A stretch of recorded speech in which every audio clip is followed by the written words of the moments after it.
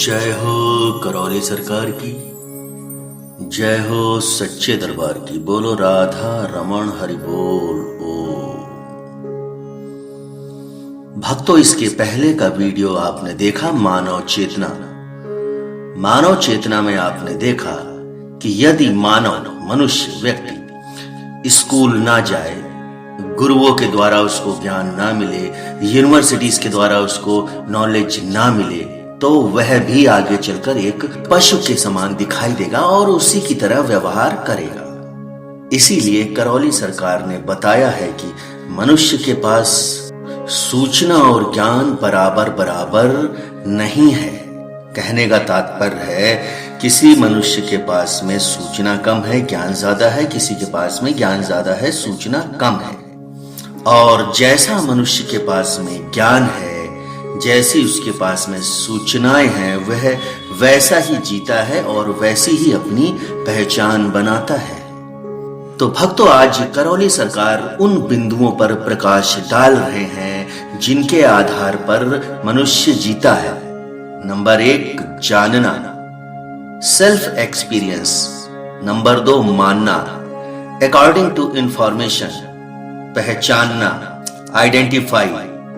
निर्वाह करना, carry on. जब हम जानने के आधार पर मानते हैं और मानने के आधार पर पहचानते हैं और पहचानने के आधार पर हम निर्वाह करते हैं, तो इसको कहते हैं सुख।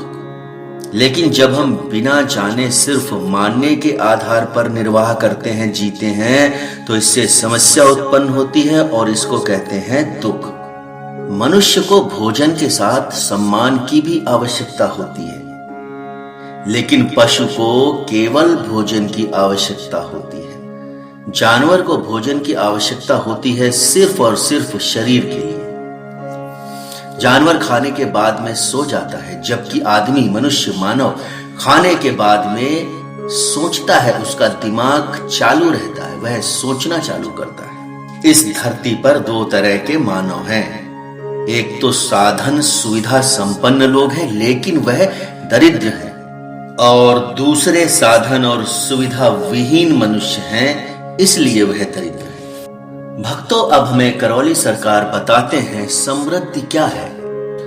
समृद्धि को यहाँ पर करौली सरकार बता रहे हैं कि यदि मनुष्य के पास में आवश्यकता से अधिक है तो वह है समृद्धि, और आवश्यकता से अधिकता के बाद भी यदि मनुष्य को लगता है कि अभी मेरे पास सुविधा और साधन की कमी है, मुझे और चाहिए और चाहिए, तो उसे ही कहा जाता है दुखी और दरिद्र।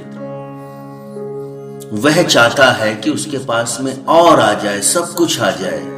दुनिया में इन्हीं 2 तरीके के लोग दिखते हैं, लेकिन ज्यादातर लोग साधन संपन्न और दरिद्र हैं। लेकिन हमारी यात्रा साधन संपन्न दुखी दरिद्र से साधन संपन्न सुखी होने तक की है। जो व्यक्ति केवल सुविधाएं ही सुविधाएं चाहता है, वह हमेशा दुखी रहेगा।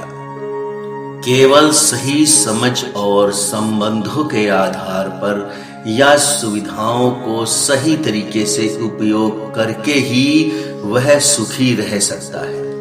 आज हमारे घरों में सुविधाओं की कोई कमी नहीं है, लेकिन संबंध बिगड़ रहे हैं। हम सुविधाओं को एकत्र करने में लगे हैं, हमारे पास में समय नहीं बचा है, संबंध धीरे धीरे खत्म होते जा रहे हैं।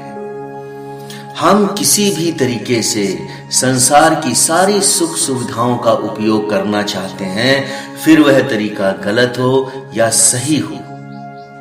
ऐसा करने से चाहे हमारे कितने भी पास के संबंध बिगड़ जाएं, हमें कोई फर्क नहीं पड़ता। हम संबंध खत्म हो जाने देते हैं, लेकिन सुख सुविधाओं का मोह नहीं त्याग पाते और पूरे जीवन भर सुख सुविधा उत्पन्न करते रहते हैं, लेकिन संबंध सारे हमारे खत्म हो जाते हैं। जब हम केवल मानने के आधार पर संबंध बनाते हैं तो कष्ट होता है। जैसे कि कभी कभी हम मानते हैं कि यह व्यक्ति बहुत अच्छा है, लेकिन बाद में पता चलता है कि वह व्यक्ति बहुत बुरा है, तो हमें कष्ट होता है।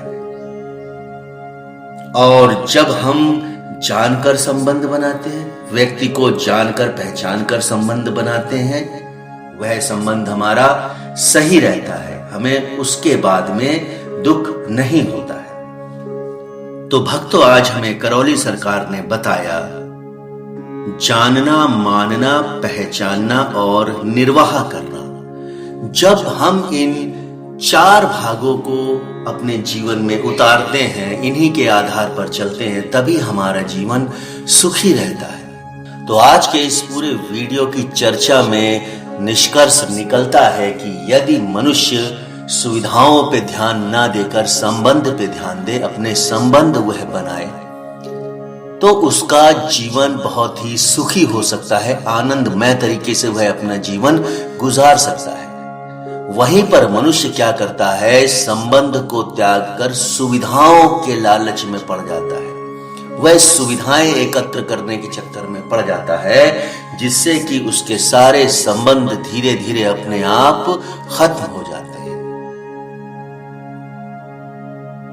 अब जहां पर संबंध काम आते हैं, वहां पर सुख सुविधाओं की चीजें काम नहीं आते हैं। तो हमें यह समझना चाहिए कि हमारे लिए संबंध ज्यादा जरूरी है या सुविधा।